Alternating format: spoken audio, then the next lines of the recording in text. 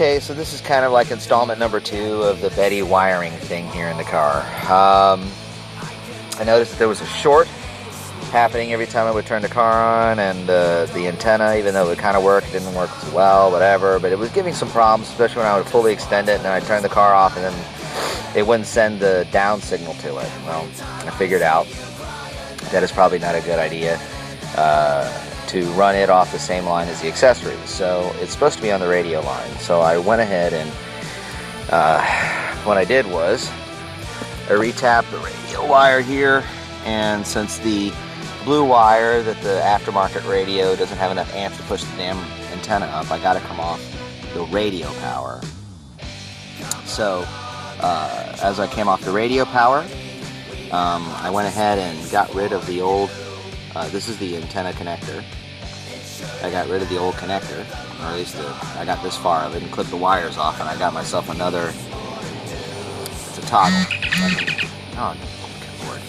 And it's a toggle, basically. And what it is when you toggle one way, it sends to this blue and white pin, which tells the antenna to go halfway up. And that, the red one, the blue and red, tells it to go all the way up. So when power just goes to it, it just goes to the half mast position, and then full mast or half mast. And then the little antenna timer thing, which is right here, tells it to go back down. In case you're ever wondering which one's the down wire, that yellow wire right there in there, that's the command that tells you to send it on down the road. So if you ever need it, you could rig a 3-way strip that will then send power to that 12 volts to that yellow wire there, and will then tell your antenna to go down. So I did that, and so to get power to the BettySpeaker, I just ran a whole new 12 volt power off of the accessories, which is the same 12 volts that runs these. So that should be isolating those circuits, and then it's on its own fuse, as opposed to so you get the idea. Alright, so now we're going to do a quick fire up, and we'll see how everything just kind of works. It should just work. Alright, so everything's all wired up, she's all sealed up. Did a test. Make sure that when you wire your 12 volt that your inner pin, red, reads what the front inner pin up there reads. I made a mistake and cross-wired them and shorted out. And also, I found out an interesting little tidbit. This type of USB, 12 volt to USB, it draws 2 amps. And for some reason, the ZX just doesn't like it. And it pops the fuse every time. So if you go with just a simple type one like this, it's not all fancy schmancy like this, then I think you're going to be a little bit more successful, since I'm running 2 of them off the same circuit, because I'm charging the Betty off of the same circuit as these 12 volts here. I mean, I'm not really drawing all that much power. It's doing an awful lot. Now, while I was at it, I went ahead and took the liberty of completely disconnecting these dashboard speakers. They're silly. They just really are. They don't do anything. And especially the one in the center, I mean, you can't get to it, so changing it's impossible. So my future thing is the 2 speakers that are here in the back, I'm going to switch those to 8s and then get some tweeters here for that. And then I'm going to run, I went ahead and ran, well, let me tell you right what I did.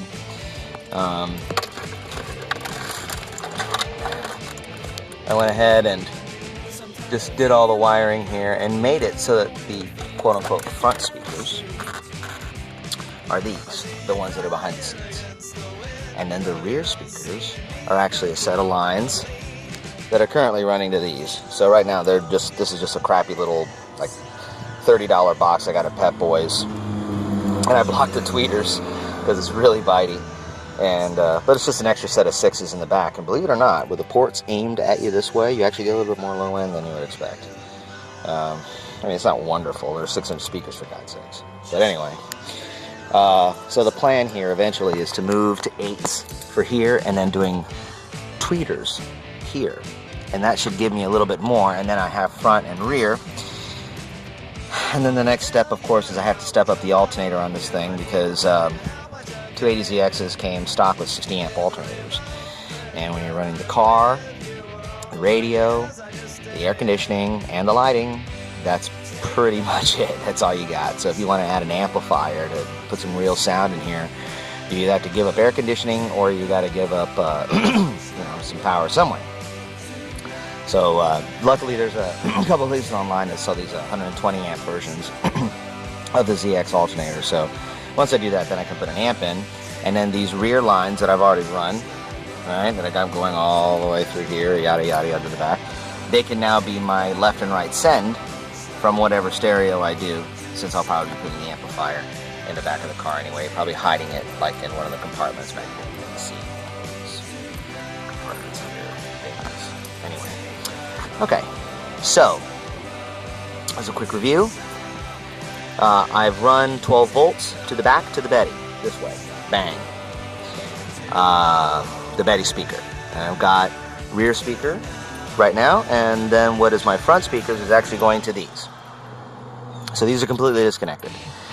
I also took the liberty of running a new antenna wire because the antenna wire that's in the car doesn't seem to be very good. So I went ahead and ran that as well, but I ran it down the other side because that other one is, so why isn't this one? Okay, so there you go. And then of course, as you saw in the earlier segment, I did this to the antenna so that it immediately gets 12 volts from the radio circuit, so it's on the same circuit as the radio. So what should happen now when I fire up the car is the antenna should go to its mid position, and we should see, oh by the way, I did this, I got this 3-way switch, and yes I did the soldering, and yes I did all the shrink wrapping, I'm that much. Okay, so alright, and yeah, we're gonna go ahead and fire this up, and I bet you everything's just going.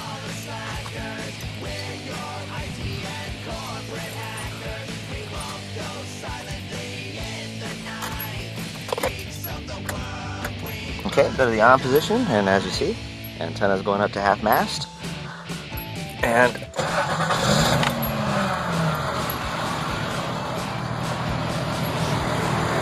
okay, aha, the blue light means that the 12 volts to the BettySpeaker is working. That's working.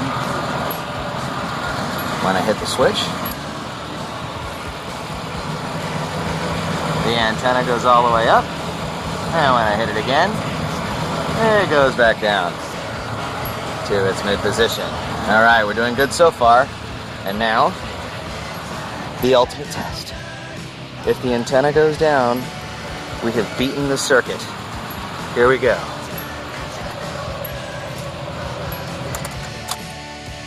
Oh, bang. And that's how we do it. So, again, quick tutorial. If you look at the Betty mod that I did earlier, do not use the electrical connection from the antenna. It's not constant. Wire yourself a new 12 volt from the cigarette lighters, and wire yourself a new 12 volt from the cigarette lighters here, and the radio. Make sure your antenna power supply is off of the radio power supply, and then you can add one of these little doohickey switches that'll actually control the thing, and you should be good to go.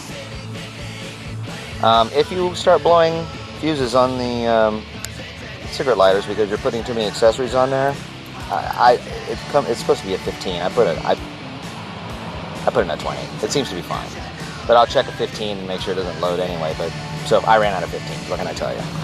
I did blow a few fuses on the way trying to figure out some wiring issues, but everything seems to be good now. So that's it. I hope you enjoyed this, and I hope you enjoy watching the evolution of this car.